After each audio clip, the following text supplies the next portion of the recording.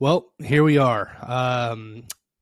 It's about time for the start of a new Premier League season. This is the Planet Soccer Podcast. I am your host, Reed Simpson. Unfortunately, not joined by Dylan today. We recorded this episode earlier in the week. The audio is up on Spotify, Apple, Overcast, wherever you get your podcasts. But unfortunately, the video went kind of whack on me, and I'm basically just going to regurgitate what we said in the podcast episode in video form for you guys so that I can post it on YouTube. Unfortunately for Dylan, I do get the opportunity to re-record essentially. So, I've listened back to the episode and I'm going to edit a few things that I said, maybe take into account a couple new transfers that happened this week, which I know is unfair to him, but I'm sure he'll live with it.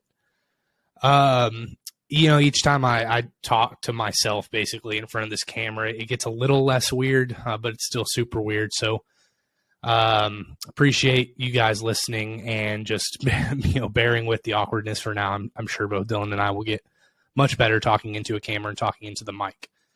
But like I said, we are at the start of a new Premier League season starting on Friday. I believe it is Arsenal and excuse me for not keeping up with Arsenal's schedule, but they've got Crystal Palace at 2:00 on Friday. So that game opens up the Premier League calendar. All the rest of the teams will be starting on Saturday. So let's go ahead and get right into it. Talk a little bit about last year and how last year ended first, because there is such a short off season in soccer that there really isn't a whole lot of momentum break going into this year, especially for the teams that finish with a lot of momentum, whether that's momentum in the right way, momentum in the wrong way. So let's talk about the bottom of the table first. This year we will be without Burnley, Watford, and Norwich. Norwich has kind of been that flip-flop team the last several years, and then Watford and Burnley going down, might be down for quite a while. The three teams coming up are Fulham, who absolutely just blitzed the championship last season. I think they might have broke the goal record for the league. I know their striker definitely broke the championship goal scoring record. However, Fulham, Nottingham Forest, who had a fantastic year last year, it's really good to see them back in the Premier League. And then lastly, we've got Bournemouth, who is also going to be up there. They round out the 3 out of 3. I think with this year's newly promoted teams, I do believe that these teams show more promise than the teams that got relegated did. I think, honestly, realistically, I could see 2 of them staying up. I think Bournemouth is probably very likely to be relegated. I don't really see a path in which they're able to stay up, but for Forest and Fulham, I am. And for one of them, spoiler alert, it's Forest. I could see them finishing towards the middle of the table. Fulham possibly as well. I just really like some signings that Forest has made. Obviously, they've had some outgoings, but they've built the team pretty well to at least stay up in the Premier League, and I like their chances. Speaking more to the middle of the table, really the only noteworthy team kind of to talk about in the mid-table from last year is Newcastle, who I believe finished 11th in 2021-2022. Obviously, the story with Newcastle is their takeover. The Saudi Public Investment Fund, I believe is the technical term for it, bought Newcastle United, who was going to be relegated last year. I don't think they had a win before the takeover, which happened, I want to say October, November, going into the January transfer window. They did some really good business. They spent a lot of money, but they didn't go wild with the spending. They really didn't overpay on players, I don't think, and they ended up finishing as one of the 5 best teams. They obviously didn't finish within the first 5 spots, but over the second half of the season, they finished as one of the 5 best teams in England, I think.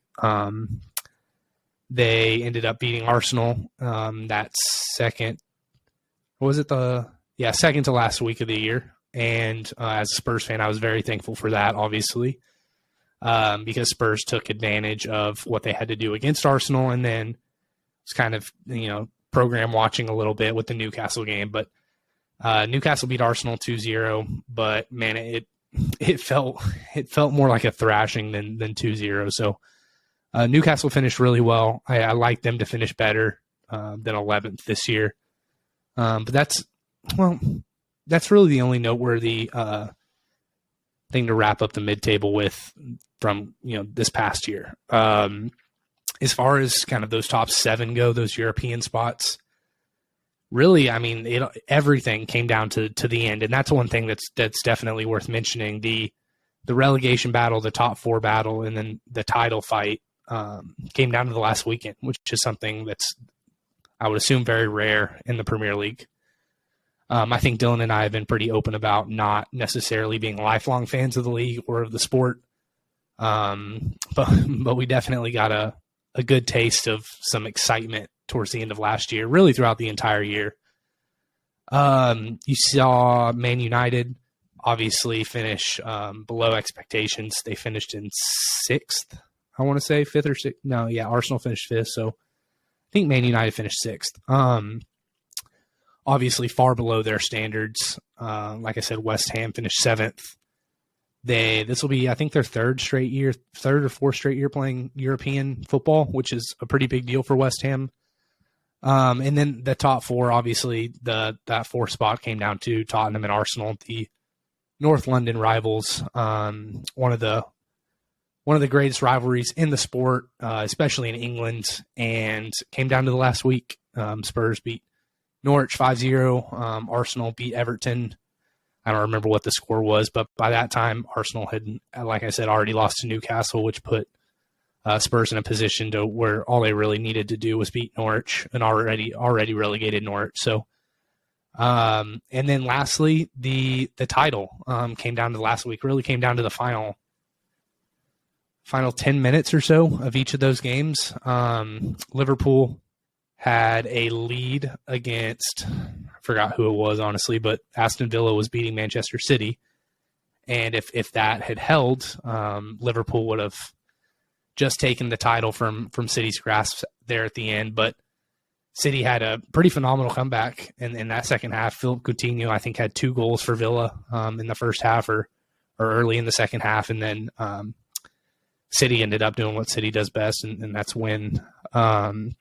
So they ended up lifting the trophy.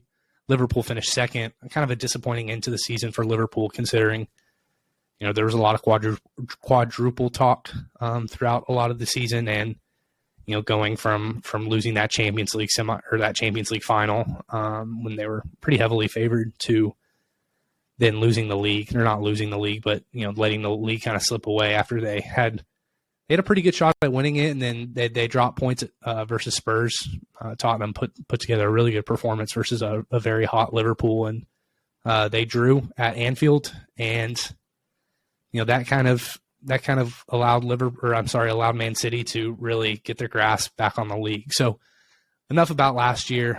Let's move into this year.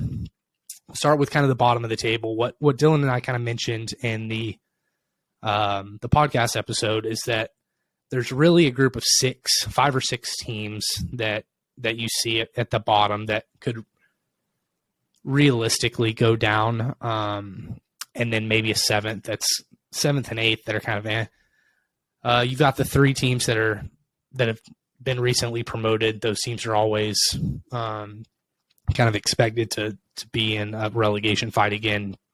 You've got Leeds, who's probably the most popular pick to go down out of the teams that are holding over from last year's Premier League, which from an American perspective, that sucks. And it feels a little bit like there's kind of an anti-American bias there. Sometimes I think, sometimes I do feel like the British just want to see America not succeed in this sport, which I get.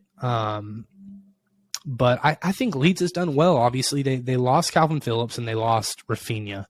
They replaced them both, not to that stature, but they directly replaced them both. I think they're a pretty well-rounded team as far as the roster is built. It'll be interesting to see if the guys can mesh. I really like Brendan Aronson to be kind of a breakout player in the Premier League, and that's absolutely American bias, but he's one of the only players in the Premier League that I've actually seen play live. God, I'm going to get so much hate for this, but a little Luka Modric-y esque, I think, is an interesting comparison, just kind of the style of play, the way they look on the field, the way they move, the stature. So I think Brendan will have a fantastic Brennan Aronson will have a fantastic year, and I think Leeds will stay up. One team I don't think will stay up is Everton, at least as things hold right now. I think Everton is missing a lot of goals, obviously losing Richarlison that they got last year. Let me rephrase that. They're losing Richarlison, or they've lost Richarlison, who was responsible for basically keeping them up, the goals that kept them up last year. And I don't think Anthony Gordon, despite I think him being a good player, I don't think he's somebody that can carry a team in a relegation battle. So Everton needs to sign some talent, and they need to do it pretty quickly, or Frank Lampard's squad is in deep trouble. Two other teams that I think are kind of interesting are Brentford and Southampton. I don't think either of them will end up falling down into relegation. However, I think it could be close. We'll see. James Ward-Prowse is a prolific free kick taker. I think his goals and his set pieces just on their own could keep Southampton up. And then Brentford, I like the way Brentford plays. I really do. Even without Christian Eriksen, I think that they're built to play a style and play a certain disciplined football or soccer to where I think they finished probably 15th, 16th, 14th, 15th, 16th. My sleeper relegation pick, and I don't really know if they're a sleeper relegation pick anymore. They've gotten a lot of not publicity, a lot of attention recently for their lack of action in the transfer market and just their poor squad building in general, and that's Wolves. I think Jose saw their goalkeeper kind of willed them to, I think, what ended up being a top 10 finish. I think they'll be significantly worse this year. And I really want to put Wolves in the relegation spot, but I can't. I'm going to probably put them 17th or so, 16th or 17th. My three relegation teams are going to be Bournemouth, Everton, and Fulham. I really like Fulham, and I want them to stay up, and it's maybe I just don't know enough about them. I think a lot of their success last year came from Milinkovic.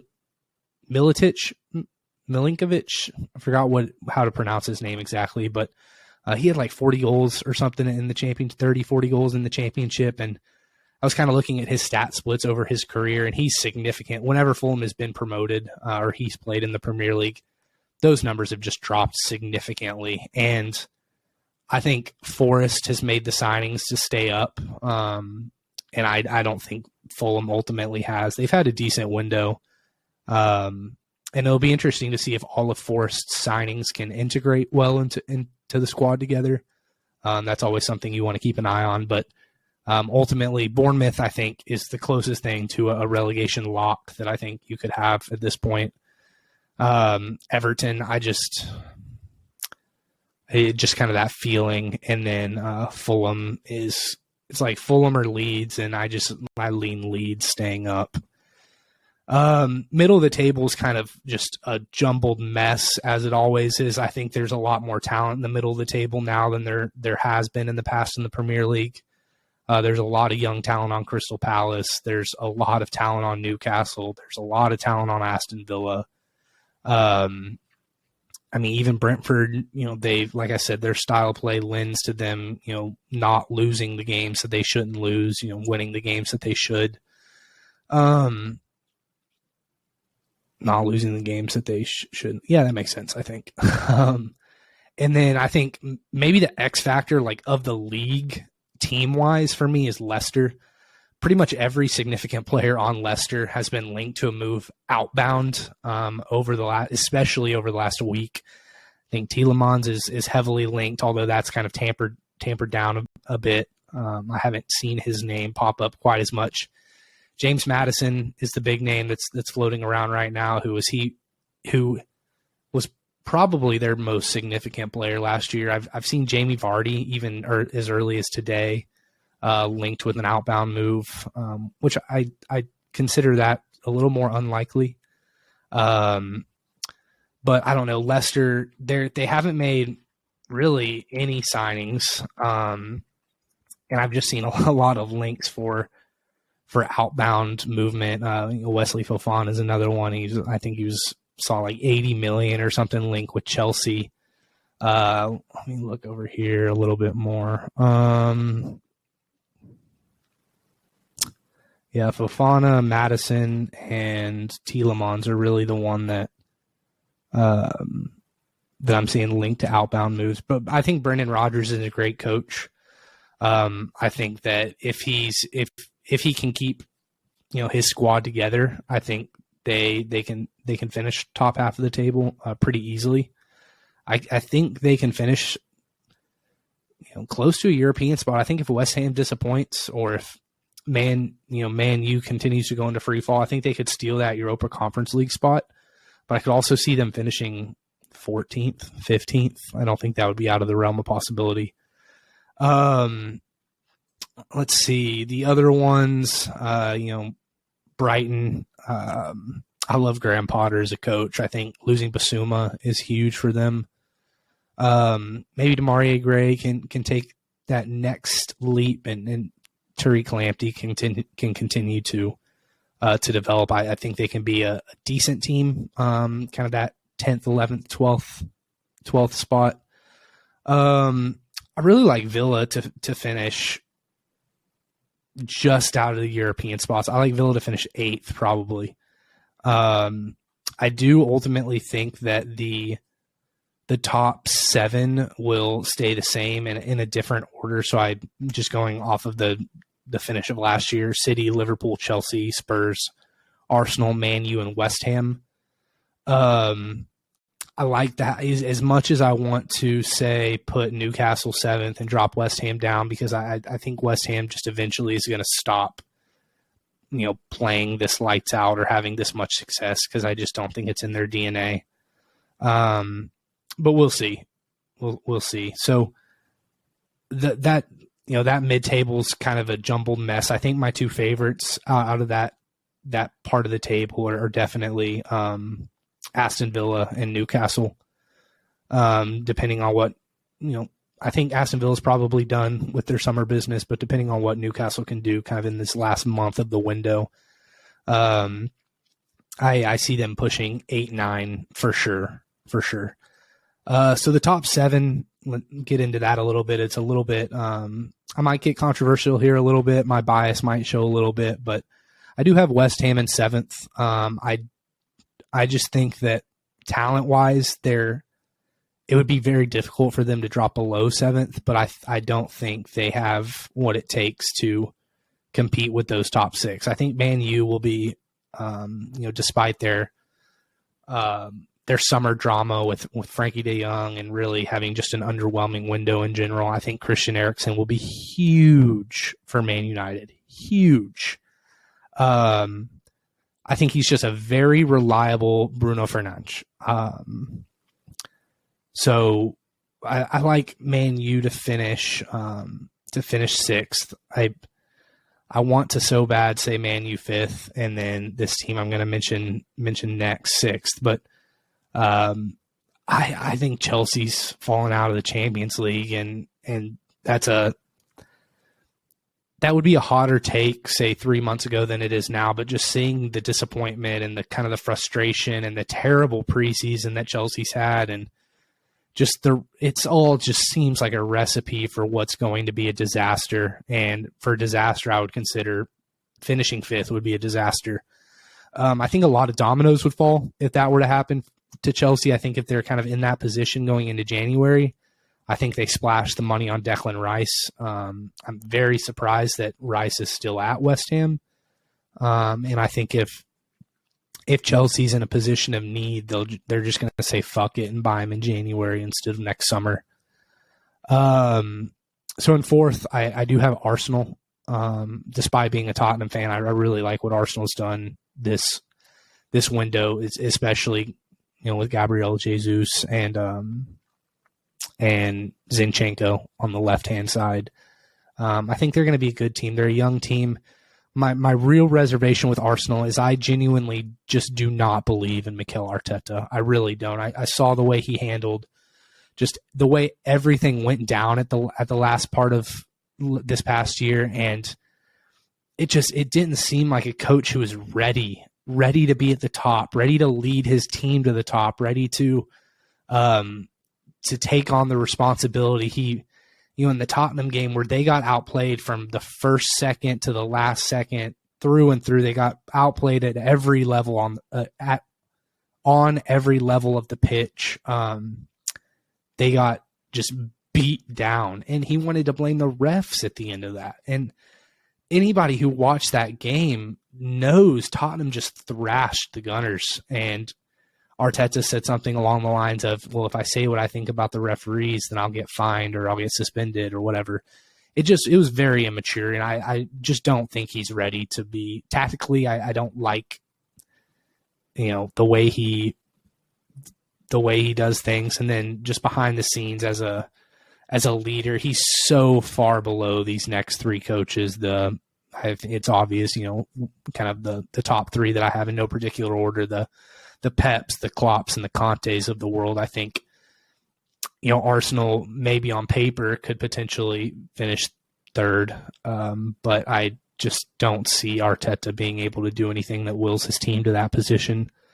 So in third, I do have Tottenham. I without getting into my bias too much and talking too much about them, I'll do a full episode on what I think about Tottenham going into this year. But I like their window. I don't love it. I'm thankful for the window. We brought in kind of what the team did is they didn't bring in necessarily the star power, the goals that that Jesus will bring you. They brought in a Richarlison who's kind of a mean mugger. Will he'll get the ball in the back of the net, but he's going to play a backup role for every spot along the front three. He's a big depth piece, a very, very solid depth piece. I think because they signed him for so much money, I do think it's probably kind of a B- transfer grade. However, if they had gotten him for 45 as opposed to 60 or 40 as opposed to 60, then I would give it probably a B+ or an A-.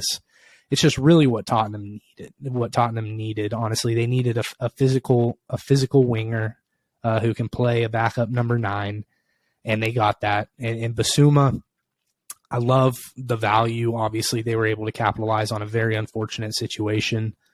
I don't know if that was the thinking. I won't address it, but a good value for the player. I think it'll take him a minute to be embedded into Conte's system based on what I've seen in the preseason, but he is a proven Premier League player, and he's been very, very good for Brighton. I think with Tottenham running more of a 5-2-3 with the wing backs as opposed to kind of a more elevated midfield, I see Basuma being more of a backup, at least to start the year. I think Højbjerg and Betancourt are pretty much locked into those midfield spots, as they should be. And then I really think the X factor for Tottenham, and they signed him so early in the summer, he's not talked about nearly enough. And his age obviously is up there, but Ivan Perisic bossed Serie A last year. I mean, he bossed that league. And he knows Conte. He can put in a beautiful cross from the left side, which is something from a stat perspective. Harry Kane's goal totals have been lacking a serious threat down the left-hand side on a cross in. Son kind of plays more of that inverted winger. He comes in a lot more. He doesn't play out wide quite as much. He's more active in the center of the field, playing kind of a more of a second striker off of Kane.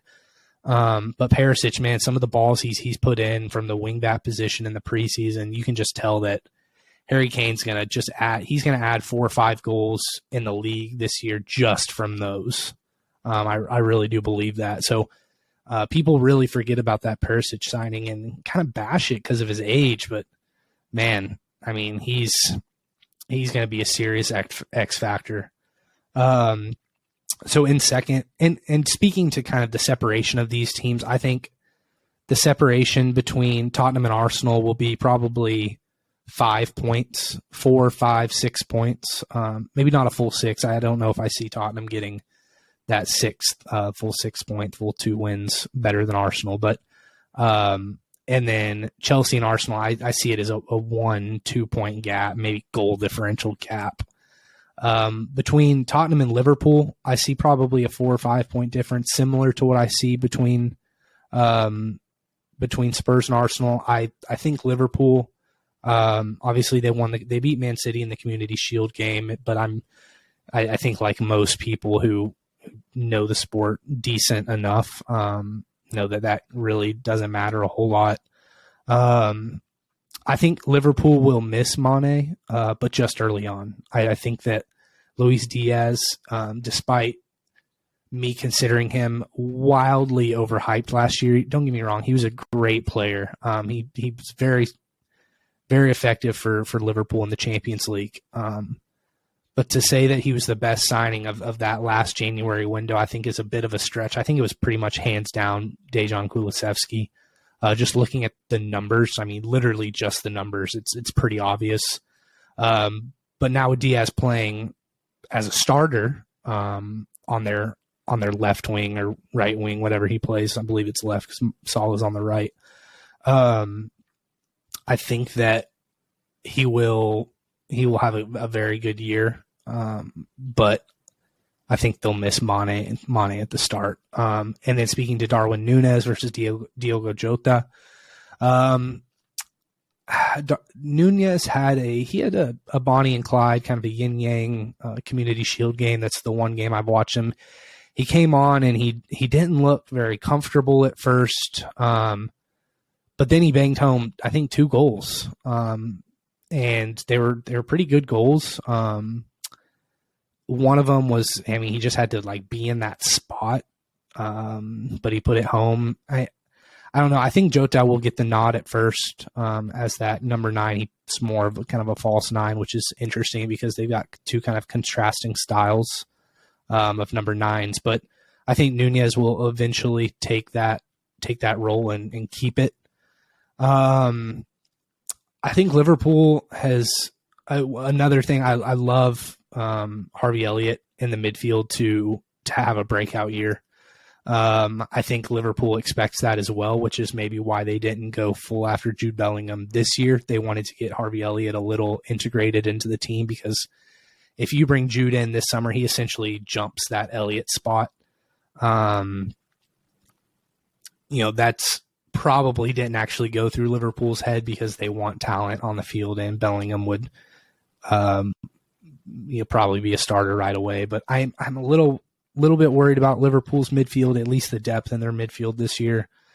I think Trent, that goal Trent scored in the Community Shield game, man, if he's going to be doing that, then lock him in for Player of the Year. I think that Trent will probably lead the league in assists again, especially with Nunes being on a true number 9, being on the end of some of his balls into the box. I think Nunes will be able to capitalize on those balls a little bit more than a Jota would. What else about Liverpool? Obviously Robertson going down the left and Trent on the right. That's as good as it gets in the league. And then their back pairing, anchored by Virgil van Dijk is one of the best in the world. So Liverpool's going to be a great side. I worry a little bit about kind of an emotional hangover from last year because it was such a short off season, and then also just their depth. They're going to be playing so many games again. You see me looking over here. I keep looking at just kind of the table from last year. And then lastly, Man City. I think Man City, they got rid of some like dead weight essentially who are going to go to potential, like Gabriel Jesus, considered dead weight at Man City. He's going to go to Arsenal, and be in Golden Boot contention for a Champions League contending side. It's just crazy the depth that City has, especially, on that attacking front. And, they had Raheem Sterling, who obviously now is at Chelsea, who I didn't really address. I didn't talk about Chelsea too much because they're kind of an enigma to me right now. I don't think they're anywhere close to done in the transfer market. Lukaku's obviously back at Inter now. I think that Raheem Sterling will have a good year. I really worry about Chelsea's defense at this point. I think Koulibaly, I don't think he's going to be as fantastic as people think he's going to be in the Premier League. And it looks like they're going to lose Azpilicueta. I think Marcus Alonso's already gone. There's just a lot that's going on at Chelsea. So I didn't want to dive too much into it. We talk about them more at length in our Spotify or our podcast episode that has audio. So again, go check that out. I'll link it down below in the description. So, but with Man City, I really like the Calvin Phillips signing. I'm a big Calvin Phillips fan. I think he's versatile. He works very hard.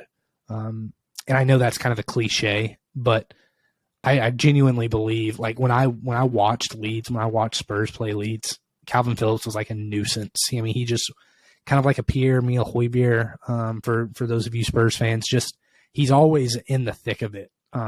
He can play center back. He can play that holding mid. I like the signing a lot. And then I think a signing that came last year that almost production-wise is going to be sort of a delayed signing is Jack Grealish. I really like Jack Grealish to break out this year. A lot of that is based on that just one goal that he got to Haaland, just kind of that whip into the box where Haaland was on the right side of it, just slid in. I think there's going to be a lot of goals like that between Grealish and Haaland this year, and I think Grealish is going to get more of a chance with a couple of those wingers gone. Obviously, Kevin De Bruyne will be Kevin De Bruyne. He's the player of the year favorite every year. Fun fact, I saw that he's the one player left over from pre-Pep that's left over. So basically the one guy that Pep hasn't brought in the $1 billion or whatever it is that he spent. So what else about Man City? Obviously, at the back they've got Ruben Diaz and Stones. I'm forgetting somebody very obvious, Jacques Cancelo. And then Haaland, speaking a little bit to him, I think he's going to have a good year.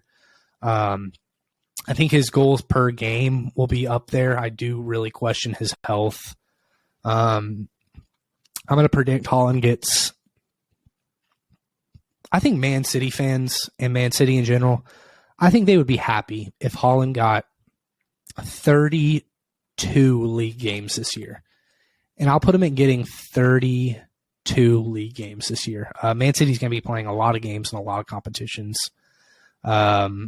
He might get some rest in Premier League games. He might get hurt. I don't see him getting an injury that knocks him out for an extended period of time. However, I see him missing a week here, a week there, being day-to-day here, day-to-day there. So Haaland's health in a physical league is something to definitely keep an eye on, but I'm not going to go full. It seems like there's two kind of picks with Haaland. You either think he's going to go for 30 goals, not get hurt, and just boss the league, or you're one of those who's kind of a skeptic and thinks, oh, he's going to get hurt. There's no way he can handle the physicality. And I'm kind of going to fall in the middle of that. I think he gets, if he plays 32 games, I see him with 20 goals. So yeah, I think Man City 1, Liverpool 2, Tottenham 3, Arsenal 4, Chelsea 5, Man U 6th, and West Ham 7th. And then I kind of want to leave that Leicester caveat in there to where if they're able to keep their team together, I think Leicester could challenge West Ham for that last spot. And then obviously, depending on what Newcastle does the rest of the window, and then in January, I think they could challenge for a Europe spot as well. So we'll see. What else about the Premier League? So my golden boot prediction is going to be Harry Kane. I think, like I said, with Perisic, he's going to be on the end of a lot of those brilliant crosses. He's going to be focused for a full season. He's been fantastic under Conte. He looks lean. He looks fit. He looks faster. I like player of the year. I'm going to go Harry Kane for player of the year also. And obviously, yes, that's a homer pick. But one, I'm tired of seeing De Bruyne win it. And two, I think Kane is going to I think he could have I'm going to go 27 goals, 10 assists. And I think that would win him player of the year. Young player of the year. Let's go. I think Trent's graduated from that now. Phil Foden, I think he might be graduated from that as well, or maybe not. I just don't see him winning it 3 times in a row. Let's go. I'll go Saka. I'll say Saka wins it. If he can improve on last year, really just have the same production as last year, just be a little bit more consistent. He did kind of disappear a little bit when they needed him most down the stretch last year. I like Saka to win it. I think Gabriel Martinelli is also a good player who is quite a bit more hot and cold than Saka. Those two guys, I think Arsenal's two youngsters up front there have a real chance. Flop of the year player. Flop of the year player. I don't know. I'm going to say, I'll say Raheem Sterling. I think people are going to look for him to lead Chelsea, contend in the Golden Boot race. I think he might underwhelm a little bit, and I think Chelsea might have just enough going on around him to where there's a little bit of a conflict there. Team flop is Chelsea. I don't like Chelsea. No, that's not it. I just genuinely am concerned for them. First coach to get fired,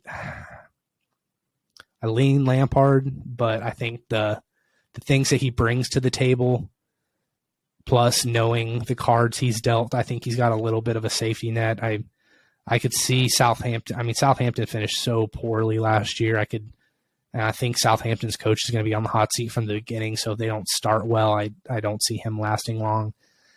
Jesse Marsh, I mean, Leeds has put so many eggs into this America's Premier League team basket. I think Jesse Marsh also has a bit of a longer leash. Those are probably my 2 front runners. So that's really it, guys. I appreciate y'all watching. I'm sorry I couldn't get the video up from the episode that me and Dylan recorded. I like doing these kind of one-on-one video things. It helps. I think it helps my public speaking and just talking in general. It still feels really weird to look into this camera, but it's been really fun learning about this sport. I think to just be transparent, this will really be my first year going into a Premier League season where I'm like all in. I went into last season and ended up being all in all the way through, but the anticipation leading up was kind of like, okay, what is this going to be like? And I ended up watching every game and being all in and following everything I possibly could, on Twitter, and watching everything I could. If there was a game on that Tottenham wasn't playing in, I wouldn't change it. I would, leave it on, but I consume so much of the sport. And when that happens with like hobbies of mine, I get burnt out pretty quickly, 3-4 months, but here we are a year later. I'm super excited for the start of this year. Leave a comment down below. Mine and Dylan's ball knowledge, it's good, not great, getting better every day. We're just trying to learn as much as possible and really include, our American friends in what is really the beautiful game. It truly is. So I appreciate you guys listening. Drop a like, subscribe, comment, do all that. We're most active on TikTok. We actually have a pretty active TikTok account, post once every day, couple days. So follow us on there. It's @Planet Soccer Pod, and I appreciate it. We will talk to you guys later.